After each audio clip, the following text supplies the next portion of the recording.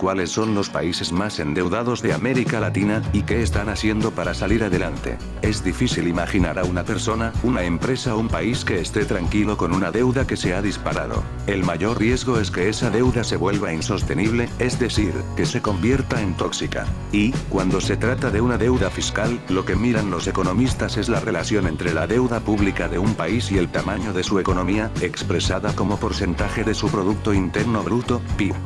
Una relación que, en el caso de América Latina, no arroja noticias muy alentadoras. Los países de América Latina que tienen más deuda externa, ¿y por qué es preocupante? Los 10 países de América Latina donde las personas están más endeudadas. El endeudamiento de los países de la región es preocupante, le dice a BBC Mundo Carlos Bego, economista jefe del Banco Mundial para América Latina y el Caribe. Para Bego, hay una situación de fragilidad que se explica, entre otras razones, por un alto déficit fiscal, especialmente en Sudamérica. Y según los últimos datos disponibles del Banco Mundial, los países más endeudados de la región son Venezuela, 80,9%, Argentina, 80%, y Brasil, 78%.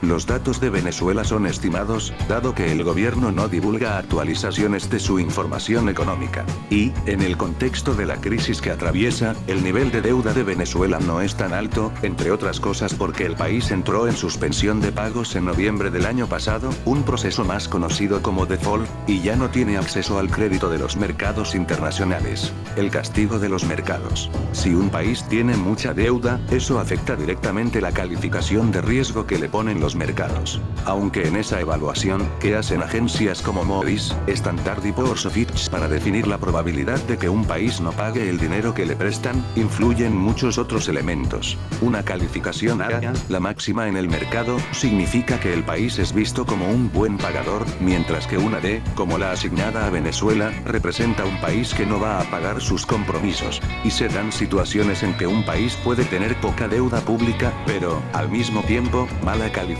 crediticia.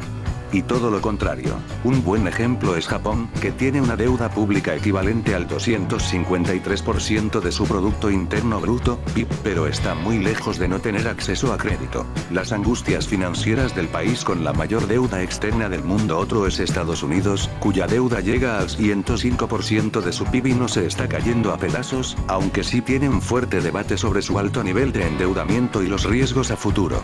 ¿Qué están haciendo los países más endeudados?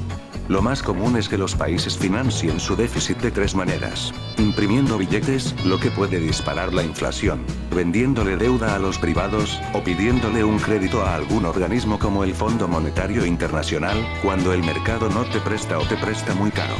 Pero cuando nadie te quiere prestar, estás en serios problemas, como es el caso de Venezuela, que se puso a imprimir billetes y tiene una inflación proyectada de 1.000.000% para este año, según el Fondo Monetario Internacional, FMI. Los fondos de inversión estadounidenses dejaron de prestarle recursos a Venezuela desde que declaró el default. Y, según la información gubernamental, el único país que le está prestando dinero es China, aunque se desconoce si hay algún otro acreedor.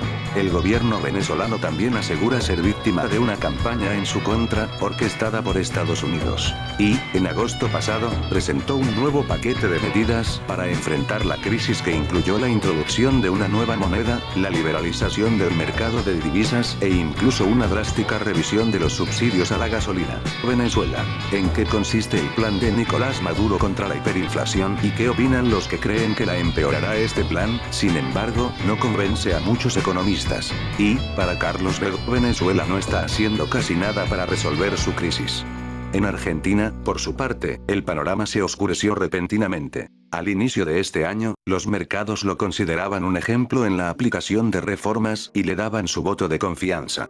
Pocos meses después, la inflación se disparó y tuvo que recurrir a un plan de rescate del FMI de dólares americanos 57.000 millones, el mayor préstamo otorgado en la historia del organismo. A cambio, Buenos Aires se comprometió a bajar el déficit fiscal a cero en 2019, un ajuste de gran magnitud que, según expertos, traerá costos sociales y políticos que pueden complicar el futuro del país sudamericano. Argentina renegocia su acuerdo con el FMI y recibirá el mayor préstamo de la historia historia del organismo. Brasil, por su parte, está en una situación de incertidumbre mientras no se defina el plan económico del próximo gobierno. Pero, para ver, lo más urgente es modificar el sistema de pensiones, dado que un 12% del PIB se destina al pago de las pensiones de los jubilados. Eso es una gran parte del presupuesto, considerando que hay países como Chile y Perú que destinan solo el 2% de su PIB al pago de pensiones, apunta Beck. Sin embargo, el tema de las pensiones es uno de los más debatidos en la región.